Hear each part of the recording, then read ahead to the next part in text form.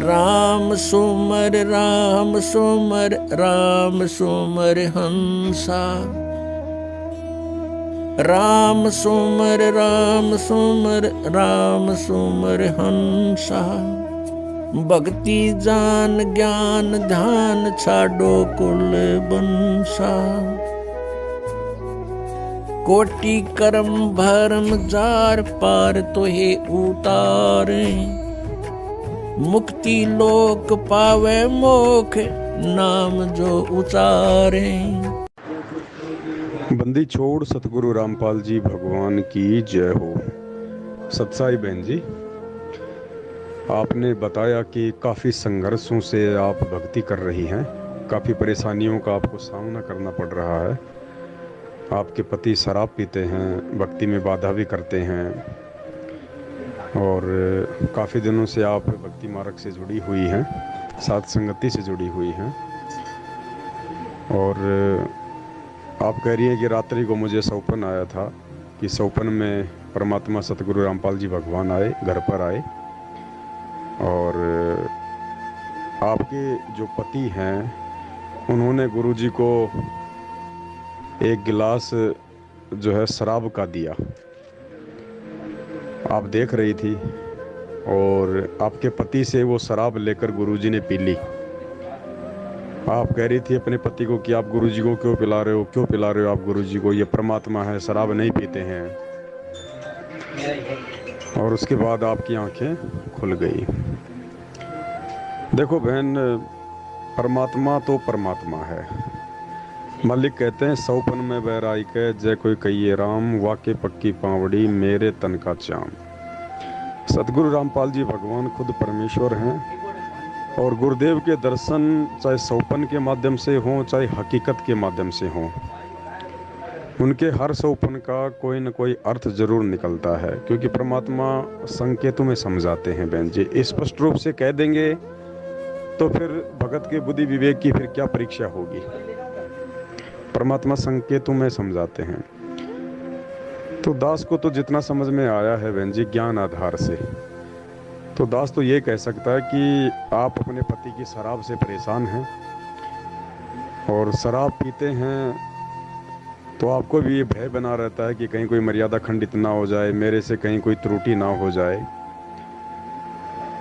और सौपन में परमात्मा ने आपके पति की शराब जो पी है, अब उसका ये संकेत हो सकता है कि भाई परमात्मा ने आपके पति की शराब को हर लिया है। परमात्मा पीते नहीं है शराब, वो तो दुनिया की शराब छुड़वाने आए हैं, लेकिन सौपन में उनके माध्यम से शराब पीने का ये संकेत है कि आपके पति देव का जो एक अवगुण था शराब पीने का, वो अवगुण परमात्मा ने उस शराब का प्याला पी कर आपको ये विश्वास दिलाया है गुरुदेव ने कि बेटी अब ये शराब छोड़ देगा।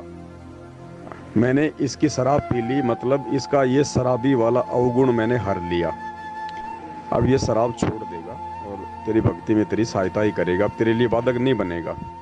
क्योंकि तेरी परीक्षा थी, 2-2.5 साल तक तू संघर्ष में रह के भक्ति करती रही, तूने भक्ति नहीं छोड़ी, उसने परेशान भी किया, तो एक समय के उपरांत फिर भगत के ऊपर परमात्मा दया कर देते हैं।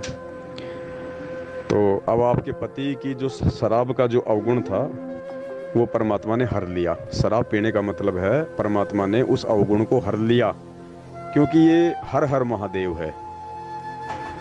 परसों परमात्मा ने लाइव में कहलवाया था कि हर हर महादेव का मतलब शंकर जी नहीं होते। हर हर महादेव का मतलब होता है कबीर परमात्मा, सतगुरु रामपाल जी भगवान। हर हर यानी हरने वाला, पीड़ाओं को हरने वाला, कष्टों को हरने वाला, अवगुणों को हरने वाला। और महादेव यानी देवों के देव महादेव, सबसे बड़ा भगवान। तो असल में हर हर महादेव कबीर परमात्मा सतगुरु रामपाल जी भगवान का उपमात्मक नाम है, उनका महिमात्मक नाम है।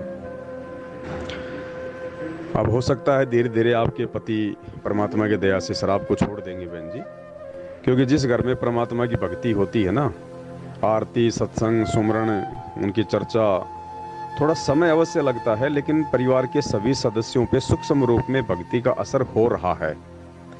अब जैसे हम भगत हैं, हम सुबह शाम परमात्मा को हलवे राम का भोग लगाते हैं, अब आड़ोस पड़ोस में एक दो घरों में तो महक जाती ही जाती है।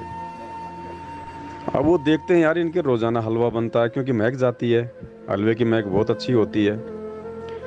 अब वो एक दिन महक लेंगे, 2 दिन महक लेंगे, 4 दिन लेंगे, 5 दिन लेंगे। एक ना एक दिन तो उनको मजबूरन अपनी पत्नी से ये कहना पड़ेगा कि आज तो थोड़ा सा हलवा अपने भी बना लेना, क्योंकि महक ने उसको मजबूर कर दिया। तो इसी प्रकार जब भगत परिवार में भक्ति करता है तो उस भक्ति का सूक्ष्म असर उस हलवे की महक की तरह परिवार के अन्य सदस्यों पर होता रहता है। भले हमें दिखाई ना दे, हमें लगता है कि ये तो संघर्ष कर रहे हैं, मेरा दिन प्रतिदिन मेरा विरोधी जो है घर में ज़्यादा बढ़ता जा रहा है, वो हमें लग रहा है, क्योंकि दीपक जब बुझता है तो एक बार फड़फड़ाता है। तो जिस घर में ये भक्ति प्रवेश हो जाती है किसी एक व्यक्ति के माध्यम से, तो बाकी अनुपदेशी व्यक्तियों पे धीरे धीरे उसका सूक्ष्म असर होना शुरू हो जाता है। तो काल तो थोड़ा उनसे विरोध जो है करवाएगा कि ये डर जाए, भयभीत हो जाए और भक्ति छोड़ दे। अगर भगत भक्ति नहीं छोड़ता है तो फिर मालिक की दया हो जाती है और धीरे धीरे धीरे धीरे धीरे धीरे उन अनुपदेशियों पे भक्ति का सूक्ष्म असर होना शुरू हो जाता है।